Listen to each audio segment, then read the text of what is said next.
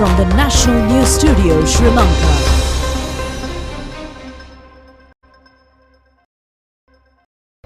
Coming to you live from the National News Studio. Welcome to the news. This is Clifford Richards together with Vidushini Sadis Kumar.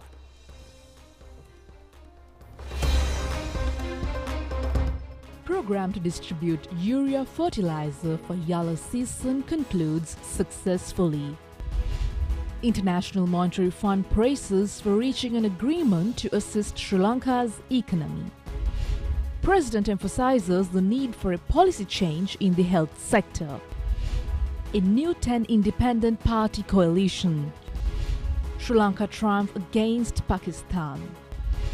Over 1,200 killed from Pakistan floods.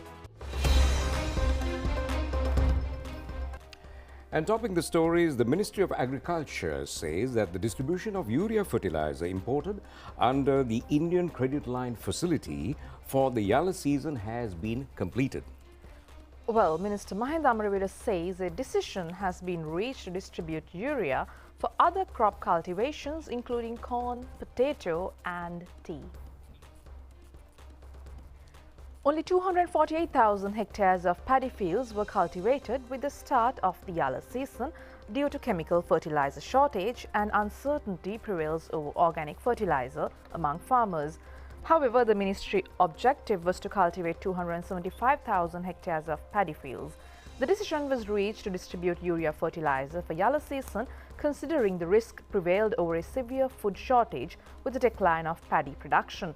Accordingly, a total of 512,000 hectares of paddy fields were cultivated for the yellow season at present. Department of Irrigation and Sri Lanka Mahavali Authority said that the number of paddy fields cultivated in the yellow season under the water supply provided through the Mahavali zones and main irrigation department has increased. A progress review meeting was held with the participation of Minister Mahinda Amaraveera last week regarding the urea distribution in the yellow season. It was revealed during the meeting that the distribution of urea fertilizer required for paddy cultivation was completed on August 18th. Accordingly, a total of 29,740 metric tons of urea fertilizer has been distributed among 490,515 farmers. Amidst the urea fertilizer distribution, harvesting had already commenced in several districts in the country. Therefore, the urea distribution for paddy cultivation was the 65,000 metric tons received from India are still available. Distribution of urea for cultivations in Maha season has already commenced. The pilot phase has been carried out based on Northern Province and Ampara district in Eastern Province. Paddy farmers in Anuradhapura district have commenced harvesting activities. The relevant fuel supply required for these activities was carried out under the supervision of the Agriculture Department.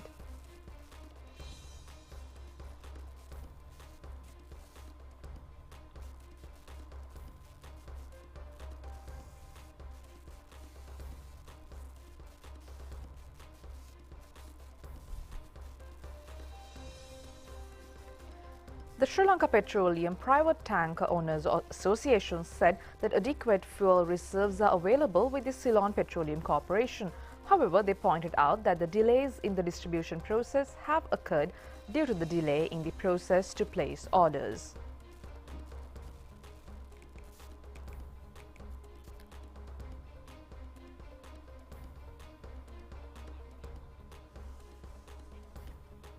The IMF chief, Kristalina Georgieva, says that she's pleased that the IMF staff and the Sri Lankan government officials have reached a staff-level agreement to support the country's economic policies. In a tweet today, she says that the reached agreement is an important step forward for Sri Lanka. A staff-level agreement was reached last week between Sri Lankan government and the International Monetary Fund for a 48-month extended fund facility of $2.9 billion. The agreement is reached at the end of the IMF mission to Sri Lanka on the 1st of September to continue discussions on IMF support for Sri Lanka and the authority's comprehensive economic reform program. Well, President Ranil Wickremesinghe stressed the need for a policy change in the entire health sector. The President made these remarks during a discussion with the Government Medical Officers Association at the President's office. The report of the three-member committee appointed by the Government Medical Officers Association to look into the shortage of drugs in the country was also handed over to President Ranil Wickremesinghe during the meeting. President Ranil Wickremesinghe stressed the need for an urgent system to resolve the difficulties faced by the people due to the shortage of medicines and the rise in the price of medicines.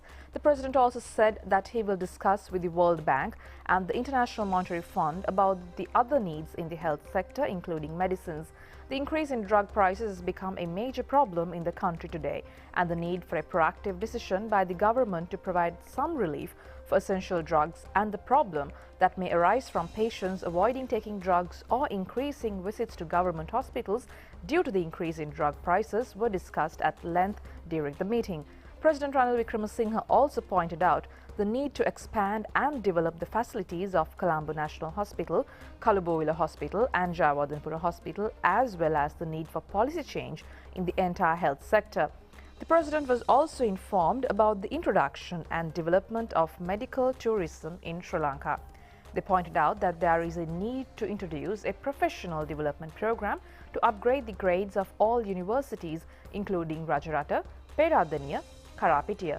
The Government Medical Officers Association pointed out the difficulties in sending foreign exchange to students studying abroad. The President emphasized that higher education policies in this country should be changed in such a way as to earn foreign exchange. Well, the 76th anniversary of the United National Party is set to take place on the 6th of September in a grandeur manner. A media conference to brief over the anniversary ceremony and celebrations was held this morning at the Sirikota Party headquarters.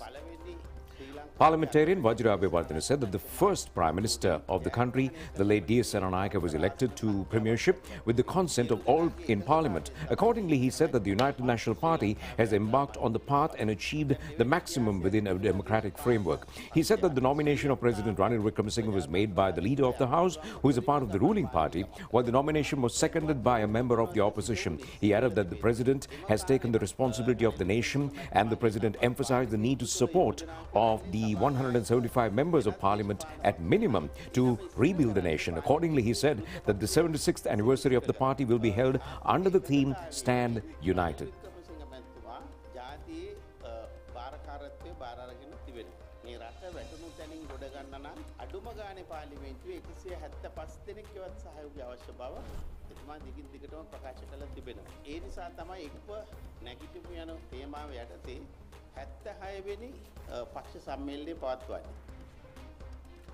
Following the media briefing, the party office bearers engaged in religious observances, invoking blessings to the country and the party. Senior advisor to the President, Sagala Ratnayaka, Deputy Leader Ruwan Vijayawardena, Parliamentarian Vajra Abeyewardene and General Secretary of the party, Palitha Rangi Bandara, engaged in the religious observances at the Valukarame Temple in Colombo.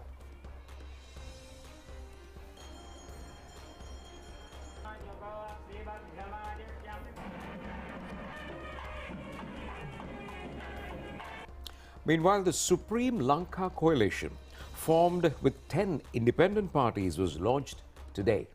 The ceremony was held at the National Youth Services Council Auditorium in Maharagama. The chairman of the coalition is leader of the National Freedom Front, MP Vimal Veeravansa. The leaders of the independent parties said that the formation of the Supreme Lanka Coalition is to face the economic and political situation in the country. The future political measures are to be carried out under a leadership board. Parliamentarian Dallas Alhapperima, representatives of various political parties, foreign envoys and members of 10 independent parties were present at this occasion.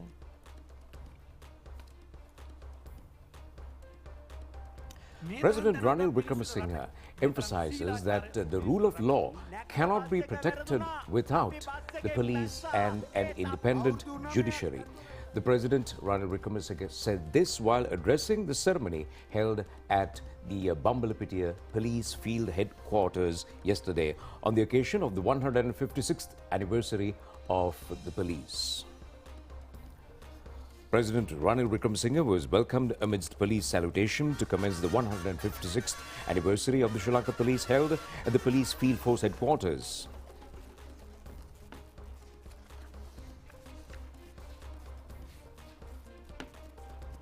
At the occasion, the President also presented President's Police Medal for the late officer Jayant Gunawardhan, who died while on duty, and symbolically presented certificates of appreciation to 30 police officers who were on parliamentary security duty. The police website and newspaper were also launched, and a cheque of 100 million rupees from the Police Reward Fund was presented to the newly established Legal Relief Fund by IGP C.D. Vikramaratne to the President.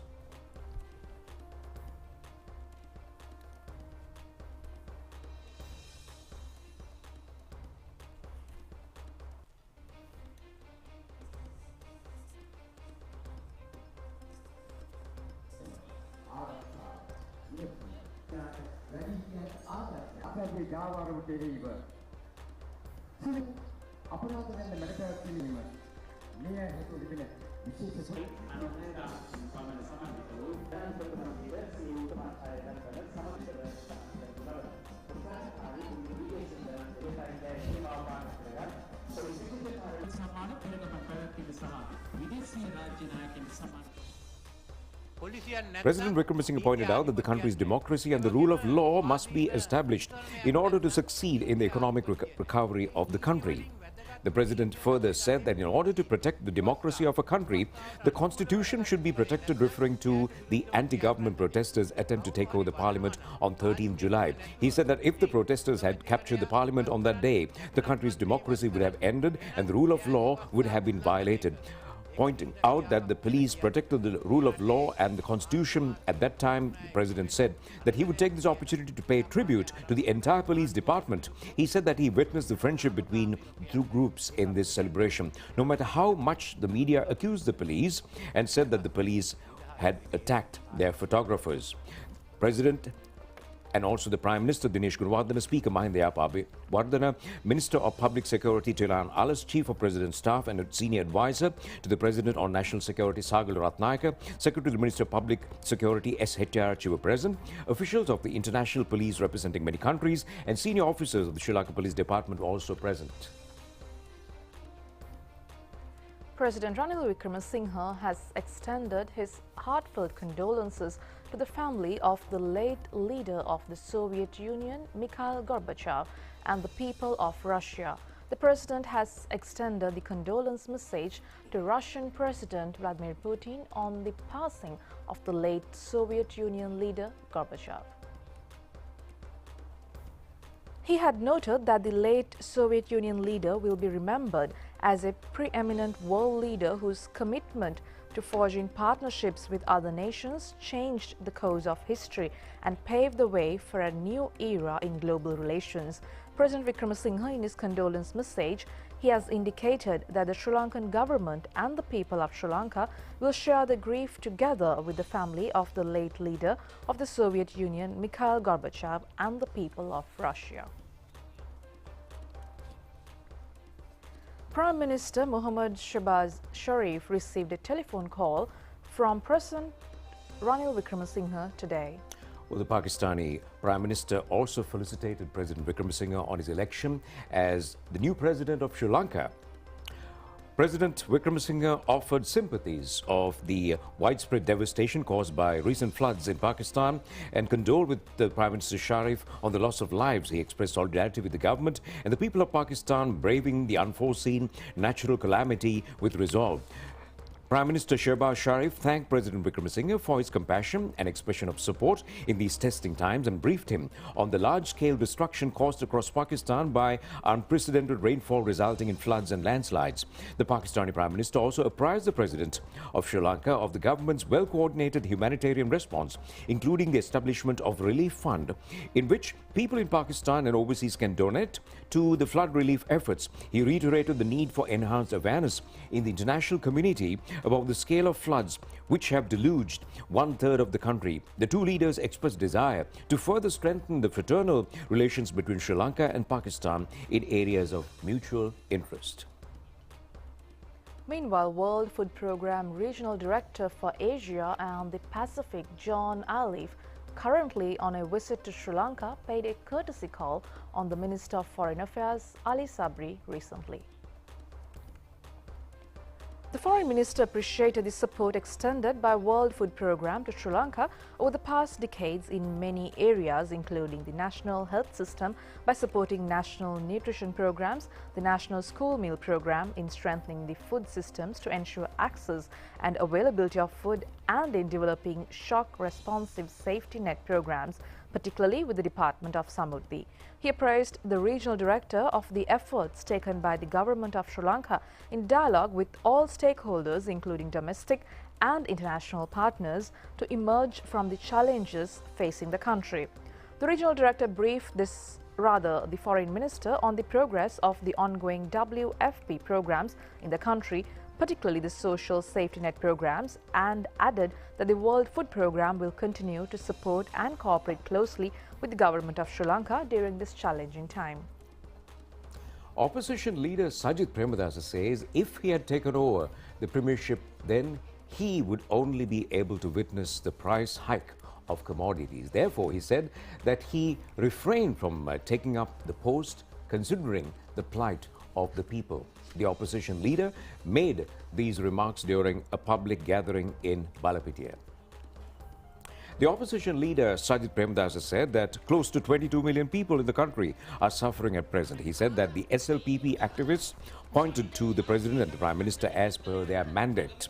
He said that if he became the Prime Minister, then he would also have had to heed the interest and needs of the SLPP activists.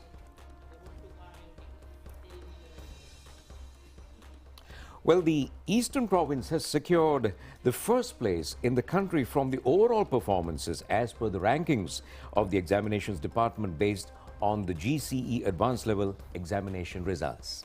Well, the Eastern Province secured the 9th place among the provincial rankings in the recent past, and this performance is a significant milestone for the province.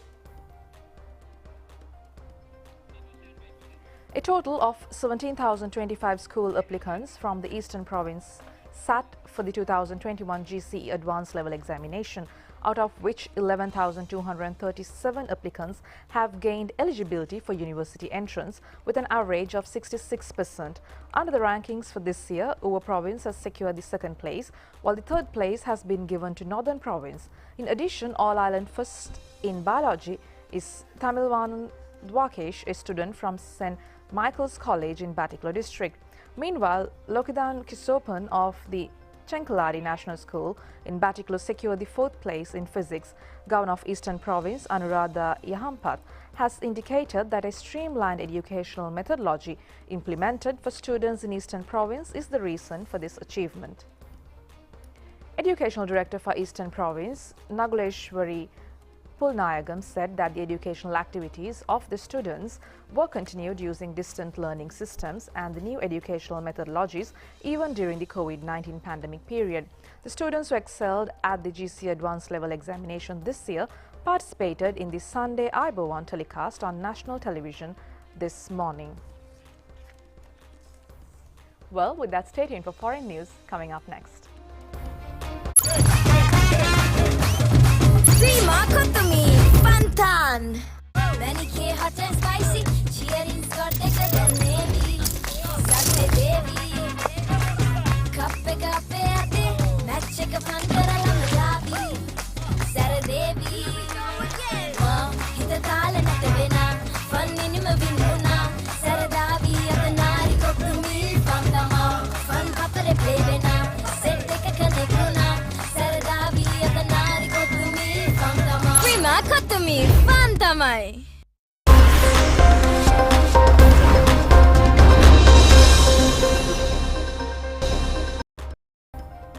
Welcome back, and we continue with foreign stories now, starting things off with Pakistan.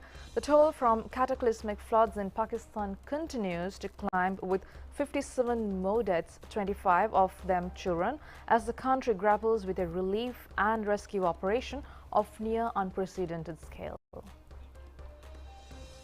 A high-level body set up to coordinate the relief effort met in Islamabad on Saturday for the first time, chaired by Prime Minister Shehbaz Sharif, to take stock of the disaster. Record monsoon rains and melting glaciers in northern mountains brought floods that have affected 33 million people and killed at least 1,265 people, including 441 children. The inundation blamed on climate crisis is still spreading.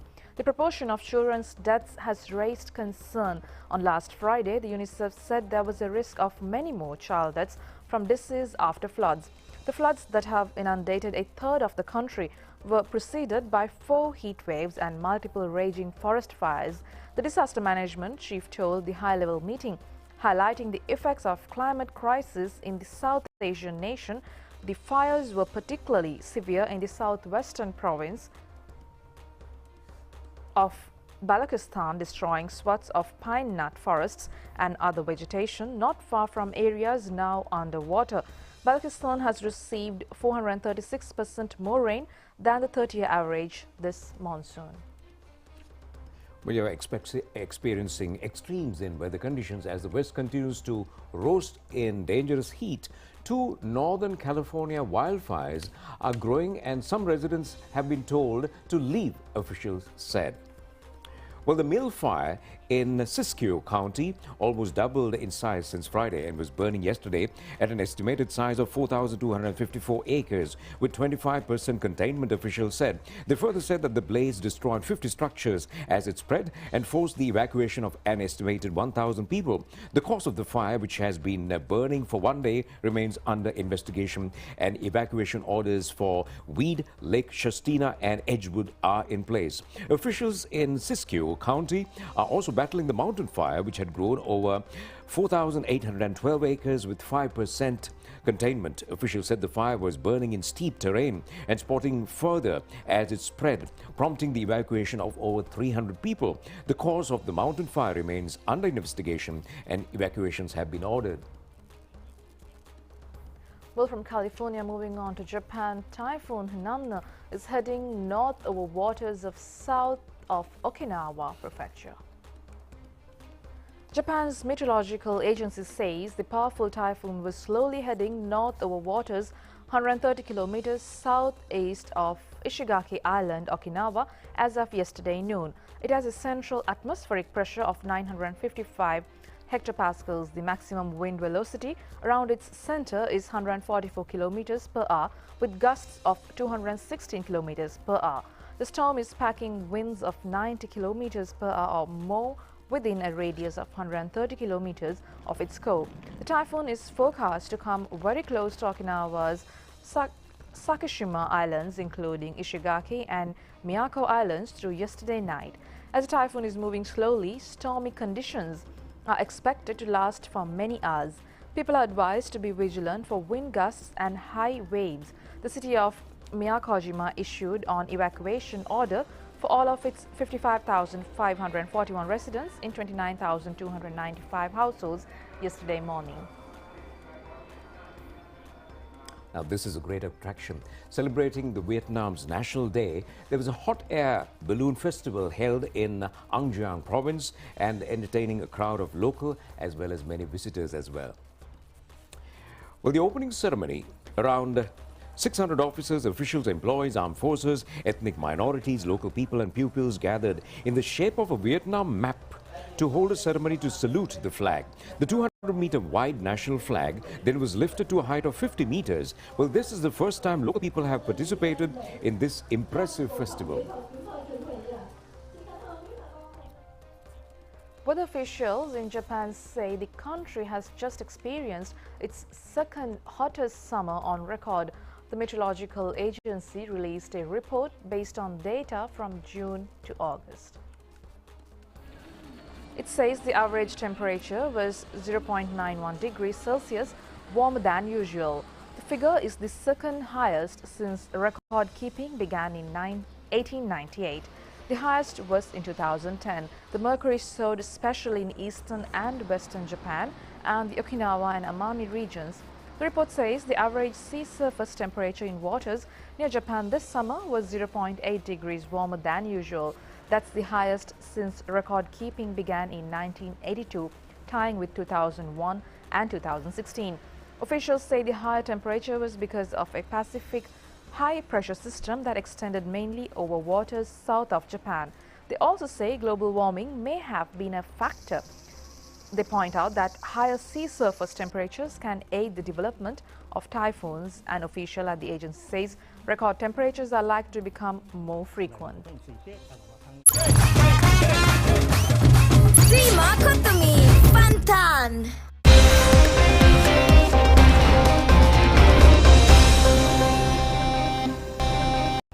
Welcome back, and we are now moving on to the sports news. And what a chase it was, yesterday's match between Sri Lanka and Afghanistan. In fact, this is the highest recorded chase and a successful chase recorded. And in fact, Sri Lanka becoming very, very victorious. And this was in fact one of the first games under what we call the Super 4 leg. We have more on that.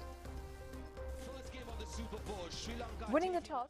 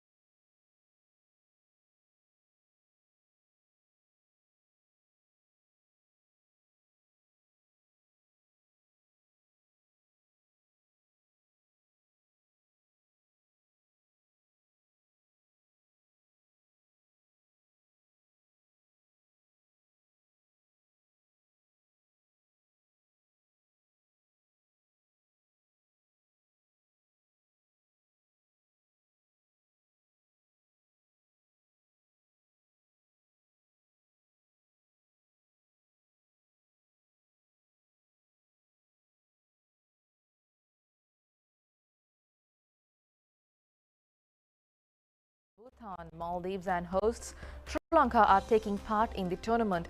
Preliminary round of the tournament will be held under two groups. Sri Lanka, Maldives and Bangladesh will compete from Group A, while India, Nepal and Bhutan are in Group B.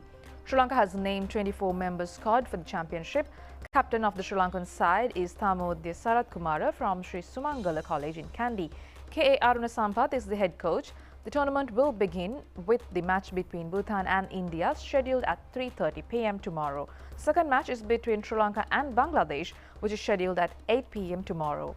Sri Lanka will compete against Maldives on September 9th and the finals of the tournament will be held on the September 14th. Royal College Colombo secured the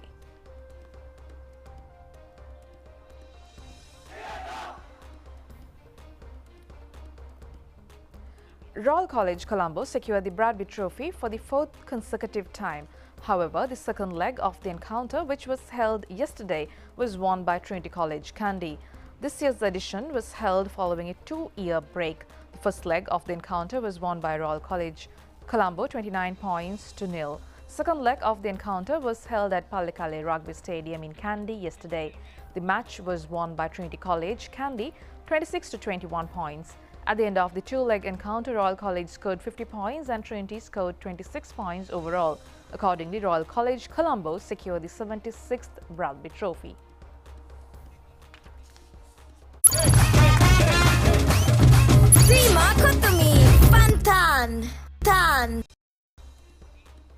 All right, so looks like we are done for tonight. Do enjoy the rest of the programs. Take care and wishing you a very good night. Good Take night. care.